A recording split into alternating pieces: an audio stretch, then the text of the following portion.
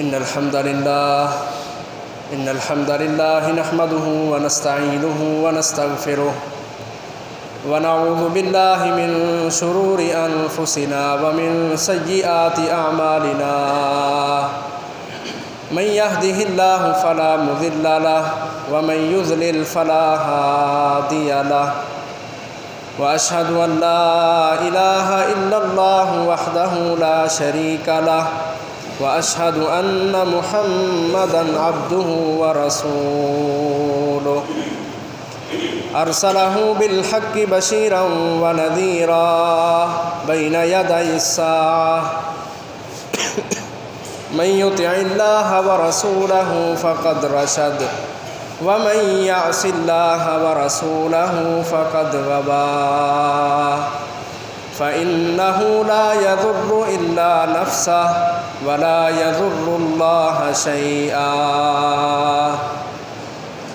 نسأل الله ربنا تبارك وتعالى أن يجعلنا ممن يطيعه ويطيع رسوله ويتبع رضوانه ويجتنب سخطه فإنما نحن به وله يا أيها الذين آمنوا اتقوا الله حق تقاته ولا تموتن إلا وأنتم مسلمون يا أيها الناس اتقوا ربكم الذي خلقكم من نفس واحدة وخلق منها زوجها وبث منهما رجالا كثيرا ونساء واتقوا الله الذي تساءلون به والأرحام إن الله كان عليكم رقيبا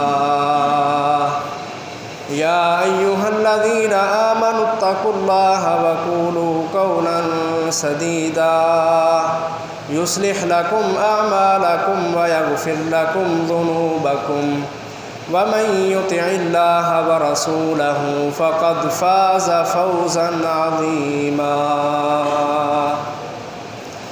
أما بعد فإن خير الحديث كتاب الله وخير الهدي هدي محمد وشر الأمور محدثاتها وكل محدثة بدعة وكل بدعة ضلالة وكل ضلالة في النار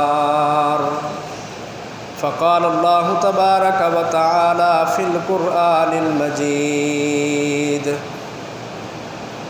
شهر رمضان الذي أنزل فيه القرآن هدى للناس وبينات من الهدى والفرقان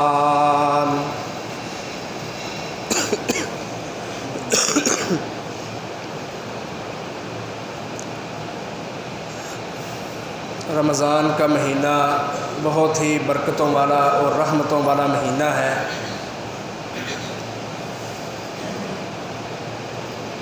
اور اس مہینے کی برکات ان کے اندر اضافہ ہو جاتا ہے اس وجہ سے کہ اس ماہ رمضان میں اللہ تعالیٰ نے قرآن مجید کو بھی نازل کیا۔ اس اعتبار سے رمضان کی فضیلت بہت زیادہ ہو جاتی ہے۔ تو چونکہ اللہ تعالیٰ نے اس مہینے میں قرآن مجید کو نازل کیا تو رمضان کا اور قرآن کا آپس میں بہت ہی گہرا تعلق بن جاتا ہے، اور یہی وجہ ہے کہ ہمارے پیارے پیغمبر محمد الرسول اللہ صلی اللہ علیہ وسلم رمضان کے مہینے میں ہر رات جبرائیل علیہ السلام آسمانوں سے آ جاتے نبی صلی اللہ علیہ وسلم کے پاس، فیدارسہ القرآن، تو اللہ کے رسول صلی اللہ علیہ وسلم اور حضرت جبرائیل علیہ السلام آپس میں قرآن مجید کا دور کیا کرتے تھے۔ دور کا معنی ہوتا ہے گھمانا، یعنی اللہ کے رسول نبی صلی اللہ علیہ وسلم حضرت جبریل کو سنایا کرتے اور حضرت جبرائیل نبی صلی اللہ علیہ وسلم کو قرآن مجید سنایا کرتے تھے۔ تو اس حدیث سے بھی نبی اکرم صلی اللہ علیہ وسلم کے اس عمل سے بھی رمضان کی اور قرآن کی فضیلت بہت نمایاں ہو جاتی ہے کہ اللہ کے رسول خاص طور پر اس مہینے کے اندر قرآن مجید کے ساتھ بہت گہرا تعلق بنا لیتے تھے۔ محترم بھائیو، قرآن کے ساتھ ہمارا تعلق کیوں نہ مضبوط ہو؟ یہ وہ کتاب ہے کہ اللہ رب العزت فرماتے ہیں یہ کتاب تمہیں گمراہیوں سے نکالتی ہے اور ہدایت کی طرف لے کے جاتی ہے۔ کتاب انزلناہ الیک لتخرج الناس من الظلمات الی النور، یہ جو کتاب اللہ رب العزت کہتے ہیں ہم نے اتاری ہے، یہ لوگوں کو ظلمات سے، گمراہیوں سے نکال کے نور کی طرف، روشنی کی طرف لے کے جاتی ہے، جہنم سے بچاتی ہے، جنت کی طرف لے کے جاتی ہے۔ تو ہمیں محترم بھائیوں خاص طور پر رمضان کے اندر قرآن مجید کے ساتھ اپنا تعلق بہت ہی گہرا کر لینا چاہیے، بہت ہی مضبوط کر لینا چاہیے، کیونکہ اس ہستی نے قرآن کے ساتھ اپنے تعلق کو مضبوط کیا کہ جس کے اگلے پچھلے گناہ ہی اللہ تعالیٰ نے معاف کر دیے تھے، بلکہ ان کے گناہ ہے ہی نہیں تھے، ان کا اتنا تعلق تھا قرآن مجید کے ساتھ مضبوط۔ تو ہمارے تو گناہ ہی بہت ہیں، ہم رمضان کے مہینے میں کیوں اپنا تعلق قرآن کے ساتھ مضبوط نہ کریں؟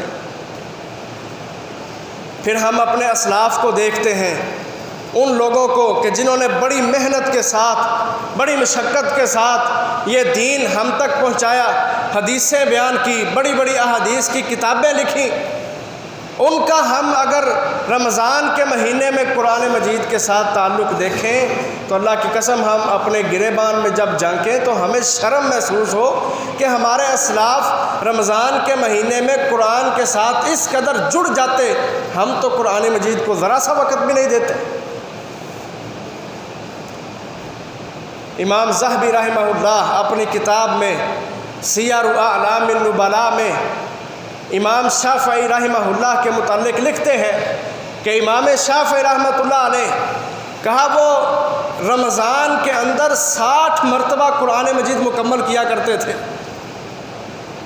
بڑے بڑے ائمہ کرام، بڑے بڑے صحابہ کرام، بڑے بڑے محدثین رمضان کے اندر اللہ کی قسم 1 مرتبہ نہیں، 2 مرتبہ نہیں، 10 مرتبہ نہیں، 20 مرتبہ، 50 مرتبہ حد کر دیا کرتے تھے۔ وہ قرآن مجید کے ساتھ تلاوت کرتے وقت اتنی تلاوت کیا کرتے کہ اور وہ سارے کے سارے لوگوں کو یہ پیغام پہنچاتے کہ قرآن مجید کے ساتھ اپنے تعلق کو مضبوط کرنا رمضان کا اصل مقصد یہ بھی ہے۔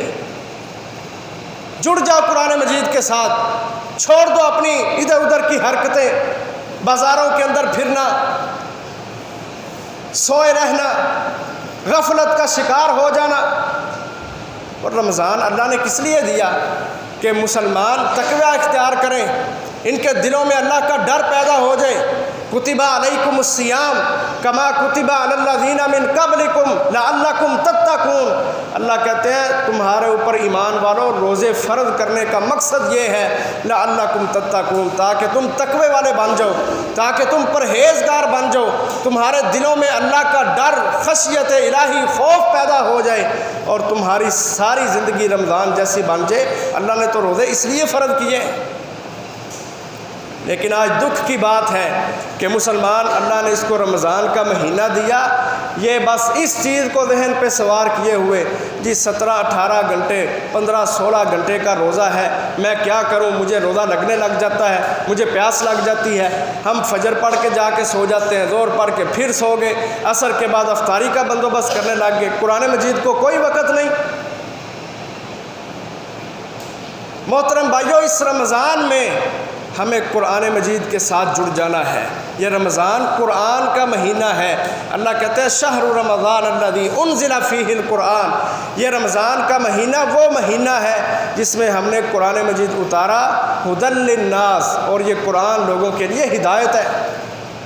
وبینات من الہدی، اس میں صاف اور ٹھوس احکامات ہیں، واضح آیات ہیں، والفرقان، اور یہ قرآن ہی تمہیں بتائے گا کہ حق کیا ہے اور باطل کیا ہے، یعنی یہ کتاب فرقان ہے، حق اور باطل کے درمیان فرق کرنے والی ہے۔ کیا سمجھ آتا ہے کہ جب مسلمان قرآن کے ساتھ جڑ جاتے ہیں اللہ تبارک و تعالیٰ ان کو سچ کا جھوٹ کا فرق سمجھا دیتے ہیں، حق اور باطل کی سمجھ آ جاتی ہے، مسلمان حلال حرام میں تمیز کرنے والا بن جاتا ہے۔ یعنی مسلمان کو شعور ہی اس وقت آتا ہے جب یہ قرآن مجید کے ساتھ جڑ جاتا ہے۔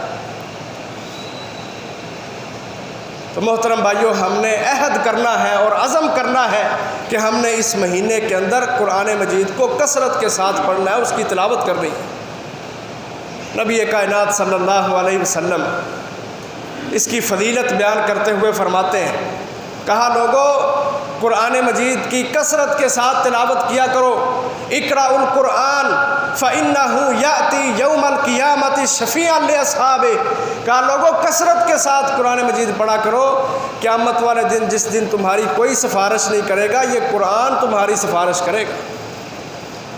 ایک حدیث کے اندر آتا ہے قرآن اللہ تعالیٰ سے جھگڑا کرے گا، لڑائی کرے گا کہ اللہ یہ وہ بندہ ہے جو میری تلاوت کیا کرتا تھا، اس کو معاف کر دے۔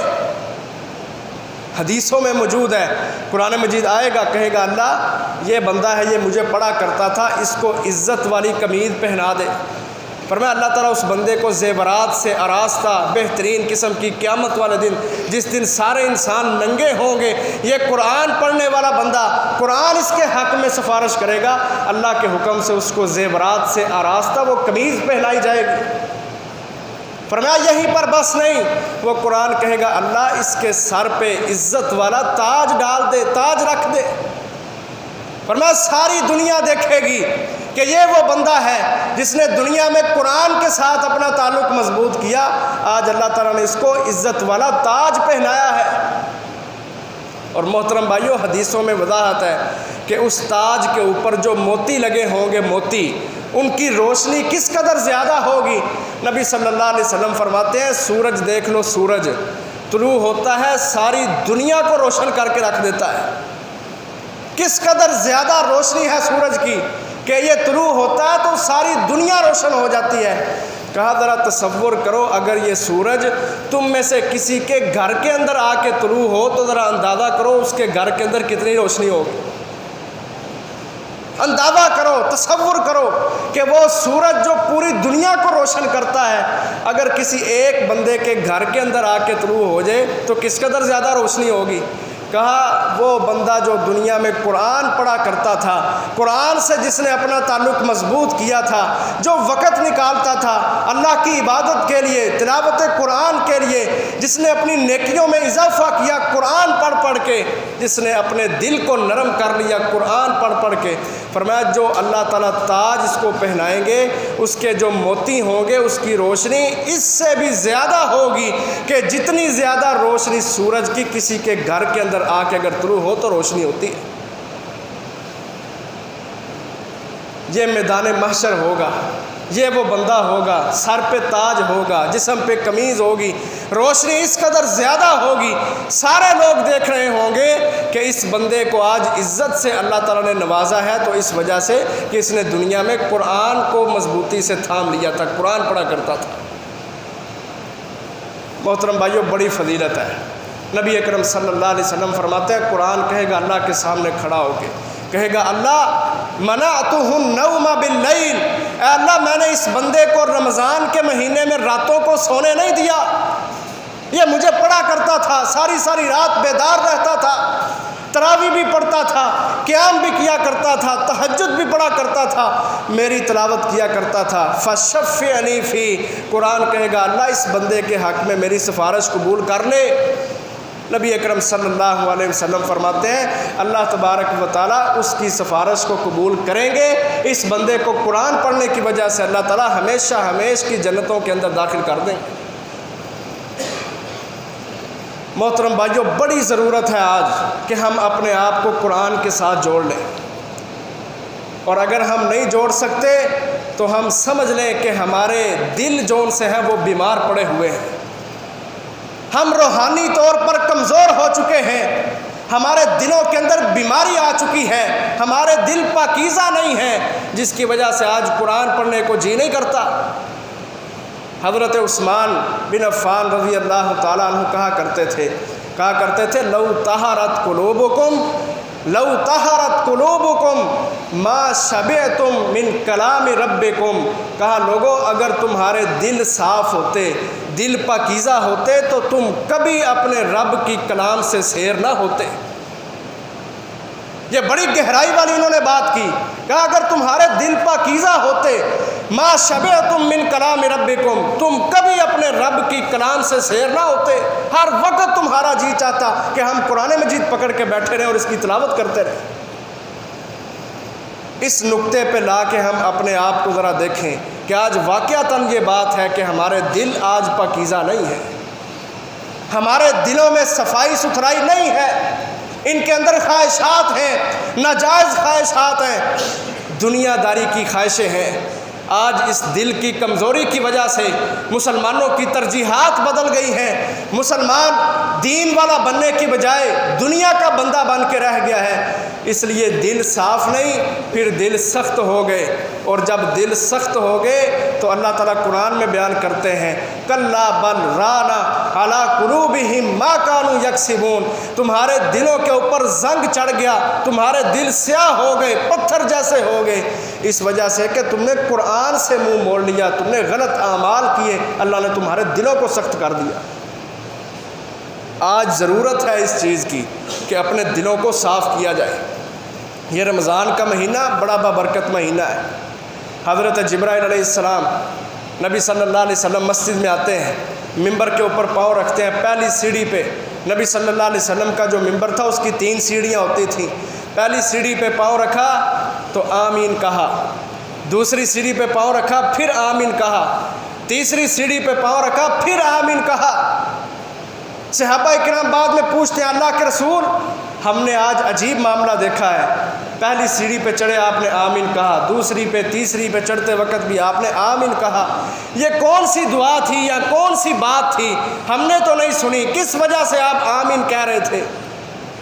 محترم بھائیو، نبی صلی اللہ علیہ وسلم نے بات کی جو ہمارے موضوع سے تعلق رکھتی ہے۔ اللہ کے رسول فرماتے ہیں جب میں نے ممبر کی پہلی سیڑھی پہ قدم رکھا، جبرائیل میرے پاس آئے، جبرائیل امین میرے پاس آئے، کہتے ہیں اللہ تبارک و تعالیٰ اس بندے کو تباہ و برباد کر دے کہ جس کو اللہ تعالیٰ نے اس کی زندگی میں رمضان کا مہینہ دیا لیکن اس نے رمضان کے مہینے میں اپنے گناہ معاف نہیں کروائے۔ اے محمد صلی اللہ علیہ وسلم میں آمین کہتا ہوں، آپ بھی آمین کہیں۔ بد دعا دی جبرائیل امین نے، فرشتوں کے سردار نے، کہ وہ بندہ جس کے پاس رمضان آ گیا لیکن اس نے اپنے گناہ معاف نہیں کروائے، میں بد دعا کرتا ہوں کہ وہ تباہ و برباد ہو کے رہ جائے، اور میں آمین کہتا ہوں۔ اے محمد صلی اللہ علیہ وسلم آپ بھی آمین کہیں۔ نبی صلی اللہ علیہ وسلم فرماتے ہیں میں نے بھی آمین کہہ دیا، اور ہمیشہ ہمیشہ کے لیے اس بندے کے لیے تباہی اور بربادی ہے کہ جس کے پاس رمضان آتا ہے لیکن وہ اپنے گناہ معاف نہیں کرواتا۔ گناہ معاف ہوتے ہیں رمضان میں، دیکھو نا اللہ تعالیٰ نے کتنا آسان پیکیج دے دیا، کہا جی جنت کے دروازے کھول دیے اللہ نے، جہنم کے دروازے اللہ نے بند کر دیے۔ شیطان جو انسان کو وسوسے ڈالتا ہے اللہ کہتے ہیں ہم نے ان کو بھی جکڑ دیا ہے۔ اب کیا ہے، اب انسان تم محنت کرو، اپنے دلوں کو پاک کرو، مسجد کے اندر حاضری دو، جمعوں کے اندر حاضری دو، ترجمہ کلاسز کا آغاز کرو، مسجدوں کے اندر آؤ، اپنی اصلاح کرو، یہ سوچو رمضان آ گیا ہم نے اپنے گناہ معاف کروانے ہیں، تمہاری بس اتنی سی محنت کی ضرورت ہے، اللہ رب العزت سارے گناہ معاف کر دے گا۔ نبی صلی اللہ علیہ وسلم فرماتے ہیں ایک نیکی جو ہوتی ہے وہ 10 نیکیوں جتنی ہوتی ہے، اور رمضان کے اندر ایک نیکی 700 نیکی کے برابر اللہ تعالیٰ اس کا اجر عطا فرماتے ہیں۔ کس قدر مہربان ہمارے اوپر ہمارا رب، لیکن بدقسمتی کی بات ہے کہ رمضان کے مہینے میں آج مسلمان وہ سمجھتا ہے جی میں نے سحری کے وقت 2 پراٹھے کھا لیے، 1 جگ لسی کا پی لیا، بس ٹھیک ہے میرا روزہ بڑا اچھا گزر جائے گا، اور اسی طرح ہم اپنے 29-30 دن گزار دیتے ہیں۔ محترم بھائیو، روزہ کھانے پینے کا نام نہیں ہے،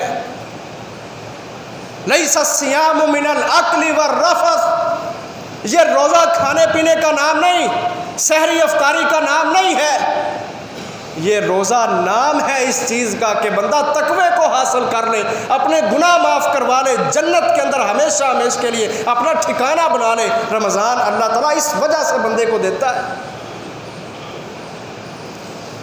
پہلی امتیں ہوتی تھیں نا، پہلی امتیں، ان کی عمریں بڑی زیادہ ہوتی تھیں، 100 سال، 200 سال، 60 500 سال، 1000 سال عمریں ہوتی تھی پہلی امتیں جو ہوتی تھیں ان کے لوگوں کی۔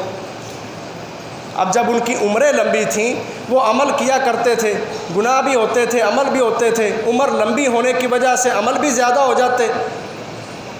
لیکن اس امت کا جو معاملہ ہے، نبی صلی اللہ علیہ وسلم فرماتے ہیں میری امت کے جو لوگ ہوں گے ان کی عمریں 60 سے 70 سال تک ہوں گی بس۔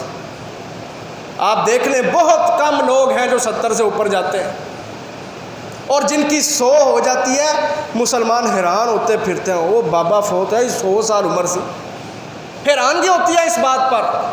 کہا میری امت کی جو عمریں ہوں گی وہ 60 سے 70 سال تک ہوں گی۔ اب اللہ رب العزت نے اس امت کو تو مقام بہت ہی اونچا دے دیا ہے، کنتم خیر امت اخرجت للناس، اللہ کہتے ہیں یہ ساری امتوں میں سے بہترین امت ہے۔ لیکن کیسے بہتر بنے گی؟ نبی صلی اللہ علیہ وسلم فرماتے ہیں جنت میں 120 صفیں ہوں گی، 120 صفیں، بڑی بڑی صفیں جس کے اوپر جنتی ہوں گے۔ فرمایا 120 صفوں میں 40 صفیں صرف پہلی امتوں کے ہوں گی، 80 صفیں صرف امت محمد صلی اللہ علیہ وسلم کے لوگوں کی ہوں۔ اب یہ کیسے حاصل ہوگا کہ وہ لوگ جن کی عمریں اتنی زیادہ تھیں لیکن جنت میں جانے کے بعد اب اللہ نے 1,24,000 پیغمبر دنیا میں بھیجے، ایک نبی کی امت اتنی زیادہ ہو گئی کہ جنت کے اندر 80 صفیں صرف اس امت کی ہیں، اور باقی جو 40 صفیں ہیں وہ 1,24,000 جو پیغمبر آئے، اتنے نبی آئے لاکھ کی تعداد میں، اس سے زائد، ان کی صرف 40 صفیں۔ محترم بھائیو، اس امت پر اللہ رب العزت کا بہت بڑا احسان ہے، اس امت پر اللہ کا بہت بڑا احسان ہے۔ اس کا نبی سب سے بہترین ہے، یہ امت بھی سب سے بہترین ہے۔ اس امت کو جو اللہ نے کتاب دی قرآن مجید، وہ کتاب بھی سب سے بہترین ہے۔ اور یہ جو رمضان اللہ رب العزت نے دیا، یہ رمضان بھی بڑا بہترین۔ اب اللہ نے ایک سال میں ایک رمضان کا مہینہ رکھ دیا تاکہ پورے 11 مہینوں میں جو غلطیاں ہوئی ہیں انسان سے، حرام کھاتا رہا، سود کھاتا رہا، یا جو بھی بڑے بڑے گناہ ہیں، ایک مہینہ اللہ تعالیٰ نے ایک پیکج کے طور پہ اس مسلمان کو دے دیا۔ کہا تو باقی 11 مہینوں کو چھوڑ، اس مہینے کے اندر محنت کر لے، اپنی نماز بہتر کر لے، اپنا قرآن بہتر کر لے، اپنے گھر کا ماحول بہتر کر لے، اپنے دل کو پاک صاف کر لے، میں رب تیرے 11 مہینوں کے گناہوں کو نہیں دیکھوں گا، میں ایک مہینے کی عبادت کو دیکھ کے تیرے سارے گناہ معاف کروں گا۔ یہ اللہ نے پیکج دیے۔ اور پھر اس مہینے کے اندر بھی اللہ نے ایک رات ایسی رکھی ہے جس کو لیلۃ القدر کہا جاتا ہے، جو رمضان کے آخری عشرے میں ہوتی ہے۔ کہنے کا مقصد یہ ہے کہ اللہ کو اس امت سے اتنا پیار ہے کہ اللہ نے زندگیاں تھوڑی ہیں، ان کی عمریں تھوڑی ہیں، لیکن پیکج بڑے بڑے دے دیے، بڑی بڑی آفریں دے دیں تاکہ یہ اپنے گناہ معاف کروا لیں۔ فرمایا ایک رات اللہ نے اس رمضان کے مہینے میں رکھ دی جو آخری عشرے کی طاق راتوں میں ہوتی ہے، 21ویں رات، 23ویں رات، 25ویں، 27ویں، 29ویں، یہ 5 راتیں، ان طاق راتوں میں کوئی ایک طاق لیلۃ القدر ہوتی ہے۔ اب اس کی فضیلت کیا ہے؟ اللہ تعالیٰ قرآن مجید میں بیان کرتے ہیں، فرمایا لیلۃ القدر خیر من الف شہر، کہا جو بندہ رمضان کے مہینے میں طاق راتوں کے اندر کسی بھی طاق رات میں لیلۃ القدر کو پا لیتا ہے، اس کی ایک رات کی عبادت 1000 مہینے عبادت کرنے سے بہتر ہے نا آفر اللہ کی طرف سے۔ عمریں تھوڑی ہیں لیکن پیکج اللہ نے بڑے بڑے دیے، آفریں بڑی بڑی دے دیں۔ محترم بھائیو، اللہ نے تو ہمارے اوپر رحمت کرنے میں کوئی کسر نہیں چھوڑی، ہمیں کیا تکلیف ہے ہم اللہ کی طرف نہیں جاتے؟ عجیب حالت ہے آج انسانوں کی۔ کئی نوجوان ہیں ایسے جو روزے رکھتے ہی نہیں، اور جو رکھنے والے ہیں ان کو سونے سے فرصت ہی نہیں، کھانے پینے کا نام بنا لیا روزے کو، افطاری کے وقت پکوڑے بنا لو، سموسے بنا لو، یہ شربت بنا لو، بس اسی کا نام روزہ ہے۔ اور روزہ عربی کا لفظ صوم سے، اس کا معنی روزہ، صوم کا کیا معنی؟ صوم کا معنی رک جانا، صام یصوم صوما، اس کا معنی رک جانا، ہر قسم کی غلاظت سے ہر قسم کے غلط رستے سے، غلط حرکت سے، شرک سے، گناہ سے رک جانا، اس کا نام ہے روزہ۔ لیکن آج عجیب بات ہے، آج روزے رکھ کے ہم وہ کام کرتے ہیں جو ہم رمضان میں نہیں کیا کرتے تھے۔ محترم بھائیو، المیہ ہے، آج دکھ کی بات ہے، اور وجہ یہ ہے کہ ہمارے دل صاف نہیں ہیں۔ ہمیں صرف اتنی سی محنت کی ضرورت ہے کہ ہم اپنے اس رمضان کے مہینے میں اپنی خواہشات کو چھوڑ کے، اپنے کاروبار کو چھوڑ کے، ٹھیک ہے وقت دے، دنیا داری ہے، لیکن رمضان میں خاص طور پر زیادہ سے زیادہ اگر ہمیں وقت دینا چاہیے تو قرآن مجید کو دینا چاہیے، جس کی وجہ سے ہمیں نجات ملنے والی ہے۔ نبی اکرم صلی اللہ علیہ وسلم کیا فرماتے ہیں؟ کہا قرآن مجید پڑھو، من قرأ حرفا من کتاب اللہ، فرمایا جو ایک حرف قرآن مجید کا پڑھتا ہے اس کو اللہ تعالیٰ 10 نیکیاں عطا فرماتے ہیں۔ اب یہ قرآن مجید ہے، اس کے اندر صورتیں ہیں، صورتوں کے شروع میں حروف مقطعات ہیں، یعنی وہ حروف ہیں جن کے معنی اللہ تعالیٰ نے بتایا ہی نہیں، نہ نبی صلی اللہ علیہ وسلم کو نہ کسی اور کو، ان کے معنی اللہ جانتے ہیں۔ وہ حروف کون سے ہیں؟ صورتوں کے شروع پہ ہوتے ہیں۔ سورۃ بقرہ کے شروع میں الف لام میم، اسی طرح ہا میم عین سین کاف، کاف ہا یا عین صاد، یہ صورتوں کے شروع میں چھوٹے چھوٹے لفظ جن کو حروف مقطعات کہا جاتا ہے۔ نبی صلی اللہ علیہ وسلم فرماتے ہیں لا اقول الف لام میم حرف ولکن اقول الف حرف ولام حرف ومیم حرف، کہا بقرہ کے شروع میں جو الف لام میم ہے یہ ایک حرف نہیں ہے، الف علیحدہ حرف ہے، لام علیحدہ حرف ہے، میم علیحدہ حرف ہے۔ فرمایا جو الف لام میم پڑھ لیتا ہے اللہ تعالیٰ اس کو 30 نیکیاں عطا فرما دیتے ہیں۔ اب الف لام میم پڑھتے کوئی زبان تھکی، کوئی طبیعت بوجھل ہوئی، کوئی سر میں درد شروع ہوئی، کچھ بھی نہیں ہوتا۔ یہ چھوٹا سا لفظ 3 حرفی کا جو الف لام میم پڑھ لیتا ہے اللہ تعالیٰ اس کو 30 نیکیاں عطا فرماتے ہیں۔ محترم بھائیو، جو رمضان کے مہینے میں ہر روز ایک پارہ پڑھ لیتا ہے اللہ تعالیٰ دیکھو ذرا اس کو کتنی نیکیاں عطا فرمائے گا، اور پھر ایک نیکی رمضان میں 700 نیکی کے برابر ہوتی ہے۔ ہم نیکیوں کے پہاڑ حاصل کر سکتے ہیں، نیکیوں کے انبار لگا سکتے ہیں، نیکیاں زیادہ سے زیادہ اپنے نامہ اعمال میں درج کروا سکتے ہیں، بشرط یہ کہ ہم رمضان میں قرآن کے ساتھ اپنا تعلق مضبوط کر لیں۔ یہ بڑی بابرکت کتاب ہے، اور یاد رکھو جن قوموں نے اپنی اپنی کتابوں سے منہ موڑا اللہ تعالیٰ نے ان کو باعث عبرت بنا کے رکھ دیا، آنے والی نسلوں کے لیے، قوموں کے لیے۔ سارے تباہ ہو گئے۔ لوط علیہ السلام کی قوم عاد، قوم سمود، فرعون، قارون، حامان، نمرود، یہ بڑے بڑے سرکش دنیا سے چلے گئے، تباہ و برباد ہو کے رہ گئے۔ کسی کو زمین میں دنسایا گیا، کسی کے ناک میں مچھر داخل کر کے اس کے سر پہ جوتے مار مار کے اس کو مار دیا گیا، کسی کو پانیوں میں ڈبو دیا گیا، کسی کی بستی کو اٹھا کے آسمانوں پہ لے جا کے الٹا کر کے پٹخ دیا گیا۔ اللہ تعالیٰ نے کسی پر تند و تیز ہوا چلا کے سب کو تباہ و برباد کر کے رکھ دیا۔ آج ان کے کھنڈرات ملتے ہیں شام کے علاقے میں، مصر کے اندر ان کے کھنڈرات ملتے ہیں۔ اللہ کہتے ہیں مسلمانوں اس میں تمہارے لیے عبرت ہے کہ یہ وہ قومیں تھیں جنہوں نے اپنے نبیوں سے منہ موڑا، اپنی کتابوں سے منہ موڑا، اللہ نے تباہ و برباد کر کے رکھ دیا۔ آج تم بھی اپنے نبی سے جان چھڑوا رہے ہو، اپنی کتاب کو پس پشت پھینک رہے ہو، ذرا سوچ لو۔ وہ اللہ آج بھی وہی ہے، وہ حی القیوم ہے، وہ ہر چیز پہ قادر ہے۔ اس نے ان لوگوں کو عذاب دے کے تباہ و برباد کر دیا تھا، آج بھی وہ اللہ عذاب بھیجنے پر قادر ہے۔ آج وائرس نے ساری دنیا کو بند کیا ہے، ساری دنیا کی معیشت تباہ و برباد ہو گئی ہے، اور یہ تو اللہ تعالیٰ کے عذاب کی ایک چھوٹی سی جھلک ہے۔ ابھی زلزلے نہیں آئے، ابھی آسمان نہیں پھٹا، ابھی پہاڑوں کو روئی کی طرح اڑایا نہیں گیا، ابھی زمین نہیں پھٹی، ابھی ستارے چاند سورج کا نظام ختم نہیں ہوا۔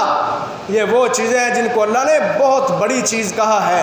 یا ایھا الناس اتقوا ربکم ان زلزلۃ الساعۃ شیء عظیم، اللہ کہتے ہیں قیامت کے زلزلے وہ بہت بڑی چیز ہے، بہت بڑی چیز، جس کو اللہ کہہ رہے ہیں قیامت کا زلزلہ بہت بڑی چیز ہے۔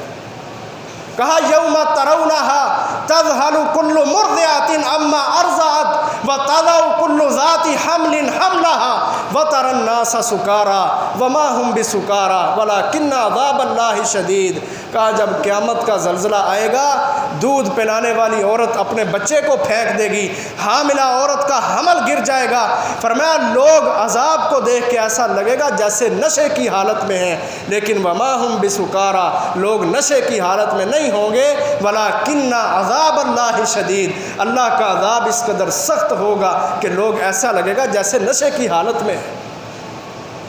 ابھی وہ دن نہیں آئے، ابھی اس طرح کے عذاب اللہ تعالیٰ نے نہیں بھیجے، ابھی تو یہ وائرس ہے۔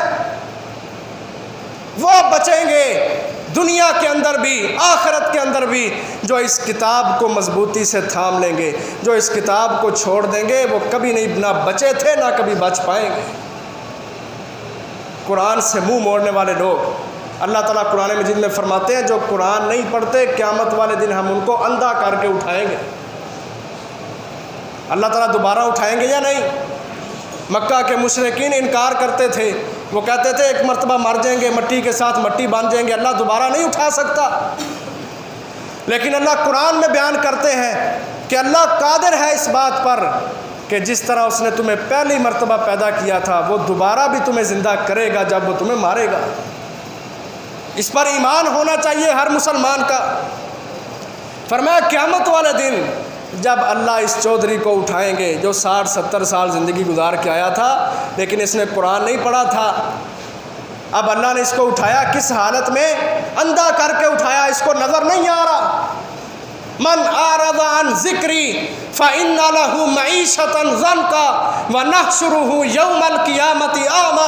اللہ کہتے ہیں جو میرے ذکر سے منہ موڑتا ہے، جو قرآن سے روگردانی کرتا ہے، ہم دنیا میں اس کی معیشت کو تنگ کر کے رکھ دیتے ہیں، اس کا کاروبار نہیں چلتا، اس کے گھر میں برکت نہیں ہوتی، اس کی اولاد میں برکت نہیں ہوتی، گزرانے زندگی تنگ ہو جاتا ہے۔ ونحشره یوم القیامت اعمی، اور قیامت کے دن ہم ایسے بندے کو اندھا کر کے اٹھائیں گے۔ کالا کہے گا ربی، اے میرے رب، لما حشرتنی اعمی وقد کنت بصیرا، کہے گا اللہ مجھے اندھا کیوں کیا، میں تو بڑا دیکھنے والا تھا، لوگ میری تعریفیں کرتے تھے، 80 سال کا بابا ہو گیا، اس کو ابھی تک اینک نہیں لگی، اس کی نظر بڑی تیز ہے، میں بڑا دیکھنے والا تھا۔ اللہ کہیں گے اچھا تو بڑا دیکھنے والا تھا؟ قال كذلك اتتك آیاتنا فنسیتها وكذلك اليوم تنسى۔ اللہ کہیں گے ٹھیک ہے تو بڑا دیکھتا تھا لیکن تجھے میری کتاب نظر نہیں آتی تھی، تجھے میرا قرآن یہ ہدایت والی کتاب نظر نہیں آتی تھی۔ کذالک اتتک آیاتنا، تیرے پاس میری آیات آئی تھیں، فنسیتها، تو نے قرآن کو بھلا دیا، وکذالک الیوم تنسیٰ، آج اندھا کر کے اللہ تعالیٰ نے تجھے بھلا دیا ہے، جا دھکے کھاتا رہے۔ ومن کان فی ہذہ اعمی فہو فی الآخرۃ اعمی واضل سبیلا۔ اللہ کہتے ہیں جو اس دنیا میں اندھا ہے وہ قیامت والے دن بھی اندھا ہوگا اور سب سے زیادہ گمراہ ہوگا، کہ جس کو دنیا میں قرآن نظر نہیں آتا، ہدایت کی بات نظر نہیں آتی، نبی کا چہرہ سنت پسند نہیں، قرآن کی باتیں پسند نہیں، اللہ کے احکامات پسند نہیں، جو دین کے حوالے سے نابینا بنا رہا، اللہ کہتے ہیں قیامت والے دن ہم اس کو اندھا کر کے اٹھائیں گے، دنیا میں بھی اندھا، آخرت کے اندر بھی وہ ہمیشہ ہمیشہ کے لیے اندھا ہی رہے گا۔ یہ حالت ہوگی ان لوگوں کی کہ اندھے کر کے اٹھائے جائیں گے جو قرآن مجید نہیں پڑھتے۔ محترم بھائیو، یہ وقت ہے، یہ رمضان کا مہینہ، اس کے ایک ایک دن کو، ایک ایک گھڑی کو، ایک ایک منٹ سیکنڈ کو اپنے لیے غنیمت سمجھتے ہوئے ہم زیادہ سے زیادہ عمل کر کے آگے بڑھ جائیں۔ اللہ کہتے ہیں وَسَارِعُوا إِلَىٰ مَغْفِرَةٍ مِّن رَبِّكُمْ، اور یہ رمضان کا مہینہ اللہ کی طرف سے بخشش کا مہینہ ہے، اس بخشش کو حاصل کرنے کے لیے دوڑ لگاؤ، آگے بڑھو۔ بہت خوش قسمت ہوں گے وہ لوگ جو قرآن پڑھ کے اپنی اصلاح کریں گے۔ ہمارے نبی محمد صلی اللہ علیہ وسلم نے صحابہ کرام کی اصلاح کی قرآن مجید پڑھ کے۔ آج گھروں کے مسئلے ہیں، میری اولاد کہنا نہیں مانتی، میرا فلانا مسئلہ، میرا فلانا مسئلہ، اور والد جو خود ذمہ دار ہے، جس کو اللہ نے ذمہ دار بنایا، یہ اس قدر عاجز آ گیا، آج اپنی اولاد کو نہیں سمجھا سکتا، اس کو لے جائے گا تایا جی کے پاس، مسجد کے قاری صاحب کے پاس، مولوی صاحب کے پاس، جی میرا منڈا آنکھیں نہیں لگتا ہے، سے دعا کر دے۔ او بھائی کیا دعا کریں آپ؟ کیا دعا دی جائے اس کو؟ تمہارے نبی محمد صلی اللہ علیہ وسلم نے ان لوگوں کی اصلاح کی کہ جو شرک کے اندر ڈوبے ہوئے تھے۔ آج کی اولاد شرک نہیں کر رہی، یہ میں مسلمان گھرانوں کی بات کر رہا ہوں، شرک نہیں کرتے۔ نبی صلی اللہ علیہ وسلم نے ان لوگوں کی اصلاح کی قرآن پڑھ کے جو زنا اور بدکاری کے اندر ملوث تھے۔ آج اولادیں الحمدللہ بہت ساری اولادیں بچی ہوئی ہیں۔ ہمارے نبی نے ان کی اصلاح کی قرآن پڑھ کے جو چوریاں کیا کرتے تھے، ڈاکے ڈالا کرتے تھے۔ آج اولاد بہت ساری چوریاں نہیں کرتی۔ ہمارے نبی نے ان لوگوں کی اصلاح کی جو بیواؤں کو، ان کے مال کو، ان کے حصے کو کھا جا کرتے تھے، یتیموں پر ظلم کیا کرتے تھے، چھوٹی چھوٹی بچیوں کو زندہ درگور کر دیا کرتے تھے۔ آج اولادوں نے ایسا نہیں کیا، ان کے بڑے بڑے گناہ تھے، ان کی قرآن پڑھ کے اصلاح ہوگی۔ آج کی اولادوں کی بھی قرآن پڑھ کے اصلاح ہو سکتی ہے، بشرط یہ کہ ہم ان کی خود اصلاح کرنا چاہیں۔ لیکن آج ہم نے قرآن کو پیچھے رکھ کے مولوی صاحب کو آگے رکھ لیا۔ مولوی صاحب نے سمجھایا جائے یہ قرآن نہیں پڑھتا، یہ فلانا کام نہیں کرتا، اور والد تو ذمہ دار ہے۔ اللہ نے قرآن مجید میں حضرت لقمان حکیم کا واقعہ ذکر کیا، وہ اپنی اولاد کو نصیحت کر رہے ہیں۔ وَإِذْ قَالَ لُقْمَانُ لِابْنِهِ، اس میں بہت بڑا نقطہ ہے۔ اس کا ترجمہ صرف یہی نہیں کہ لقمان اپنے بیٹے کو نصیحت کر رہا تھا، اس کا مقصد اور مطلب یہ ہے کہ باپ خود اپنی اولاد کو سمجھا رہا تھا۔ لقمان والد ہے، باپ ہے، کسی کے پاس نہیں لے کے گیا، لبنی ہی اپنے بیٹے کو خود سمجھا رہا ہے۔ وَهُوَ يَعِظُهُ، نصیحت کر رہا ہے، یا بنی لا تشرک باللہ، اے میرے بیٹے اللہ کے ساتھ شرک نہ کرنا۔ بہت ساری باتیں اس نے سمجھائیں۔ آج بھی اولاد کی اصلاح ہو سکتی ہے، کس کے ساتھ؟ قرآن مجید پڑھ کے۔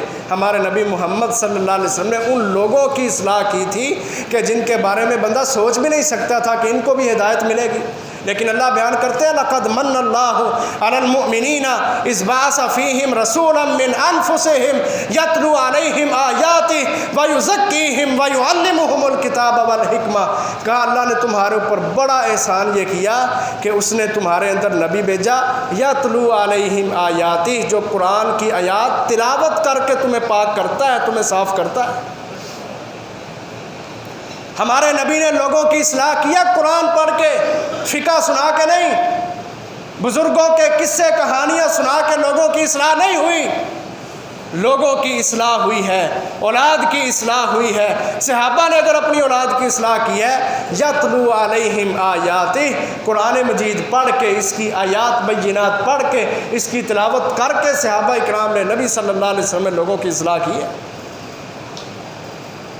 اور محترم بھائیوں، جو قرآن پڑھنے والے بن جاتے ہیں، اللہ تعالیٰ ان کو دنیا میں عزتوں کے ساتھ نوازتا ہے۔ ایک امام تھے غالباً حسن بصری رحمہ اللہ، وہ یہ کہا کرتے تھے کہ جس بندے کو اللہ نے قرآن مجید کی دولت دی ہے، جس کے سینے میں قرآن ہے، جو حافظ قرآن ہے، کہا وہ بندہ جس کو اللہ نے قرآن کی دولت عطا فرمائی، اس کو چاہیے کہ وہ اپنے آپ کو دنیا میں سب سے اعلیٰ اور افضل سمجھے نبیوں کے بعد۔ کیوں؟ کہ اس کے سینے میں وہ کتاب ہے جو کتاب اللہ تبارک و تعالیٰ کی اپنی کلام ہے، اور یہ وہ کتاب ہے جو ساری کتابوں میں بہترین کتاب ہے۔ جس کے پاس قرآن کی ڈگری ہے وہ بندہ سب سے اعلیٰ اور افضل بندہ ہے۔ خیرکم من تعلم القرآن وعلمہ، دنیا میں سب سے بہتر بندہ وہ ہے جو قرآن خود سیکھتا ہے پھر آگے لوگوں کو سکھاتا ہے۔ قرآن کی وجہ سے اللہ تعالیٰ عزت دیتے ہیں لوگوں کو۔ آج بڑے حافظ ہیں دنیا میں، آج مسجدیں کم ہو گئی ہیں، حافظ بڑے زیادہ ہیں، لیکن ہم اپنے حفاظ کو دیکھیں نا، وہ بھی اسی طرح کے عام لوگوں جیسے ہی، ان کو اپنے سٹیٹس کا معیار کا پتہ ہی نہیں کہ ہم حافظ ہیں۔ داڑھیاں کٹوائی ہوئی ہیں، موبائل کے اندر غلط چیزیں ہیں، اور اوباش لڑکوں کی طرح چوکوں کے اندر، چرستوں کے اندر کھڑے ہوتے ہیں، غلط قسم کے ڈائلاگ اس کو رٹا ہوا ہے، اور اپنے یاروں دوستوں کو بڑے غلط انداز سے مخاطب کرتے ہیں۔ اور تجھے شرم نہیں آتی کہ تیرے سینے میں اللہ رب العزت نے وہ کتاب رکھی ہے جو ساری کتابوں میں سب سے افضل ہے؟ آج بڑے بڑے حافظ اپنی سٹیٹس کو، معیار کو بھول چکے ہیں۔ کہ ہم دنیا میں بہتر لوگ ہیں؟ ہم وہ لوگ ہیں جو نبیوں کے وارث ہیں، جنہوں نے دنیا کو سیدھا کرنا ہے۔ ہم نے اللہ کی اس نعمت کا شکریہ ادا نہیں کیا۔ دیکھو آج حافظ قرآن کے ساتھ کتنا غلط رویہ رکھتے ہیں، لیکن اللہ نے قرآن کی وجہ سے اس حافظ کو عزت عطا فرمائی ہے۔ کوئی بندہ حافظ نہیں نہ ہوتا تو لوگ پتہ کہتے ہیں وہ کمیارا دا منڈا ہے، وہ جلایا دا منڈا ہے، لیکن وہی لڑکا جب حفظ کر لیتا ہے تو سارے لوگ اس کو حافظ صاحب کہنے لگ جاتے ہیں۔ قرآن کی وجہ سے اللہ نے عزت دی کہ نہیں؟ کہ وہ بندہ جس کو پہلے بڑے ہی حقیرانہ انداز سے اور سب سے نچلی ذاتوں کی طرف منسوب کر کے اس کا مذاق اڑایا جاتا تھا، جب وہ بندہ حفظ کر لیتا ہے، قرآن پڑھ لیتا ہے، حامل قرآن ہو جاتا ہے، تو سارے کے سارے آدمی اس کو حافظ صاحب، قاری صاحب کہہ کے پکارتے ہیں۔ اللہ تعالیٰ قرآن کی وجہ سے اس کو عزت عطا فرما رہے ہیں، لیکن حافظ قرآن کی عزت نہیں کرتے۔ اپنی اصلاح کی ضرورت ہے، اور اللہ تعالیٰ عزت دیتے ہیں قرآن کی وجہ سے۔ اللہ اکبر۔ ایک دفعہ حضرت عمر فاروق رضی اللہ عنہ سفر کر رہے ہیں، راستے کے اندر عصفان نامی جگہ ہے، عین سین فا الف نون، عصفان نامی جگہ پر ایک تابعی نافع بن عبد الحارث اس کا نام ہے، وہ حضرت عمر سے آ کے مل گیا۔ اب یہ جو نافع ہے اس کو حضرت عمر نے اپنے دور خلافت میں مکہ مکرمہ کا گورنر بنایا ہے، گورنر ہے، مکے کی باغ دوڑ اس کے ہاتھ میں ہے، تابعی ہے، نافع بن عبد الحارث اس کا نام ہے۔ حضرت عمر بھی سفر میں ہے، وہ بھی سفر میں تھا، راستے میں عصفان نامی جگہ پر دونوں کا اکٹھ ہو گیا۔ حضرت عمر اس کو پوچھتے ہیں، اور تمہیں تو میں نے مکہ کا گورنر بنایا ہے، تم کدھر جا رہے ہو؟ اور پیچھے مکہ کی باغ دوڑ کس کے ہاتھ میں دے کے آئے ہو؟ مکہ کی، جس کو ام القریٰ کہا اللہ تبارک و تعالیٰ نے قرآن مجید میں کہ ساری بستیوں کی ماں مکہ المکرمہ ہے، جس کے اندر ہمارے نبی محمد صلی اللہ علیہ وسلم پیدا ہوئے ہیں، جہاں آپ صلی اللہ علیہ وسلم نے 53 سال اپنی زندگی کے گزارے ہیں۔ وہ مکہ جو اس قدر امن والا علاقہ ہے کہ نبی صلی اللہ علیہ وسلم فرماتے ہیں یہاں کسی آدمی کے لیے جائز نہیں کہ وہ کسی درخت کا کانٹا بھی توڑے، رستے میں کوئی گری ہوئی چیز بھی اٹھائے، مکہ کے اندر شکار کرے، کسی آدمی کے لیے جائز ہی نہیں۔ یہ وہ علاقہ تھا کہ جب عرب کے بادیہ نشین چرواہے اپنی سواریوں کو، اونٹوں کو لے کے سفر میں جایا کرتے تھے تو رستے میں مکہ کے اندر خصوصی طور پر پڑاؤ ڈالتے، کہتے مکہ کے اندر جو ہمارے اونٹ ہیں وہ زیادہ بہتر طور پر آرام کرتے ہیں، کیونکہ مکہ کی زمین جانوروں کو بھی بڑی معزز لگتی ہے۔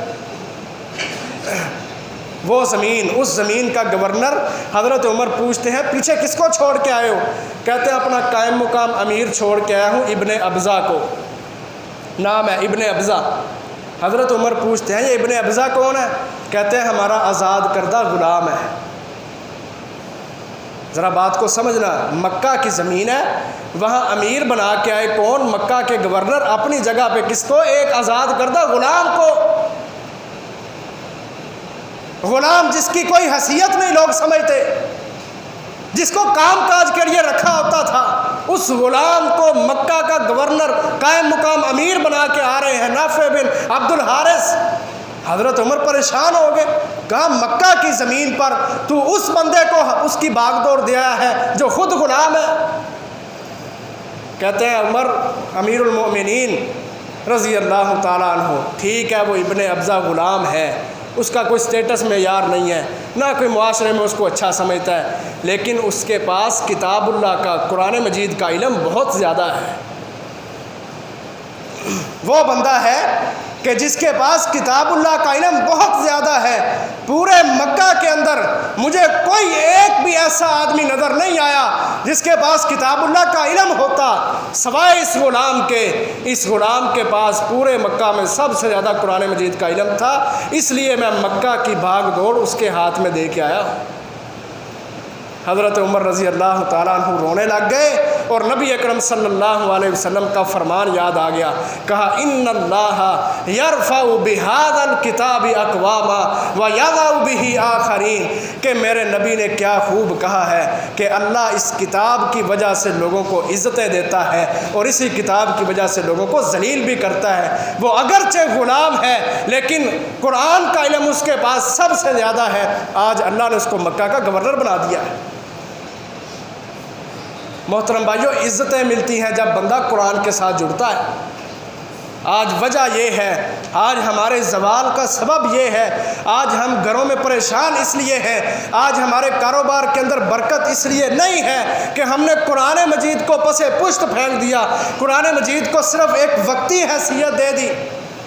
ہم روزمرہ کے شیڈول بناتے ہیں نا، اس شیڈول میں ہمارا ہر کام کے لیے ایک نہ ایک وقت ہوتا ہے، لیکن ہمارے سارے دن کے شیڈول میں کچھ وقت قرآن مجید کی تلاوت کے لیے نہیں ہوتا۔ یہ بڑی افسوس کی بات ہے۔ جب ہم نے قرآن کو چھوڑ دیا، اللہ کہتے ہیں ہم قرآن کی وجہ سے ہی لوگوں کو ذلیل کرتے ہیں، یعنی جو عمل کرتے ہیں ان کو عزتیں مل جاتی ہیں، جو قرآن کو چھوڑ دیتے ہیں اللہ تعالیٰ ذلیل و خوار کر کے رکھ دیتا ہے۔ تو محترم بھائیو، ضرورت ہے آج خاص طور پر کہ اس رمضان میں ہم قرآن مجید کے ساتھ اپنے تعلق کو مضبوط کریں۔ اس کے ایک ایک حرف کو پڑھنے کی وجہ سے 10 نیکیاں، اور رمضان میں 700 نیکیاں۔ اس کو پڑھنے کی وجہ سے اللہ تعالیٰ عزت عطا فرماتے ہیں۔ اس کو پڑھنے کی وجہ سے بندے کو حلال حرام میں فرق کرنا آ جاتا ہے۔ قرآن مجید کے ساتھ جڑ جانے کی وجہ سے اللہ تعالیٰ قیامت والے دن عزت والا تاج پہنائیں گے، جس دن سارے ننگے ہوں گے، اللہ تعالیٰ تمہیں لباس پہنائیں گے۔ اور اللہ رب العزت، آخری حدیث نبی صلی اللہ علیہ وسلم فرماتے ہیں سب سے بلند مقام جنت کے اندر ہوگا ان قرآن مجید پڑھنے والوں کا۔ کیا ہوگا؟ فرمایا اللہ تعالیٰ بلائیں گے حافظ قرآن کو، کہیں گے اقرا ورتقی، آج قرآن مجید پڑھتا جا اور جنت کی سیڑھیاں درجات چڑھتا جا۔ اب 30 پارے ہیں قرآن مجید کے، وہ ایک ایک لفظ پڑھتا جائے گا، اس کا درجہ بلند ہوتا جائے گا۔ فرمایا فَإِنَّ مَنزِلَتَكَ عِنْدَ آخِرِ آیَةٍ تَقْرَؤُهَا، تیرا محل، تیری جگہ وہ ہوگی جہاں قرآن مجید کے الفاظ کا تو آخری لفظ پڑھے گا۔ فرمایا وہ قرآن پڑھنے والا قرآن پڑھتا جائے گا، جنت کے درجات چڑھتا جائے گا، جہاں ناس کی سین آئے گی وہاں اس بندے کا اللہ تعالیٰ محل بنائیں گے۔ حافظ قرآن دنیا میں بھی عزت والا، قرآن پڑھنے والے دنیا کے اندر بھی اللہ کے معزز ترین لوگ، اللہ کے خصوصی لوگ، اللہ کے مہمان، اور قیامت والے دن سب سے بلند شان والے۔ اللہ تعالیٰ سے دعا ہے اللہ تعالیٰ ہم سب کو اس رمضان میں زیادہ سے زیادہ قرآن مجید کی تلاوت کرنے کی توفیق عطا فرمائے، زیادہ سے زیادہ قرآن مجید پڑھنے کی، اس کے احکامات کو سمجھنے کی توفیق عطا فرمائے، تاکہ ہماری دنیا و آخرت بہتر بن جائے۔ وآخر دعوانا ان الحمد للہ رب العالمین۔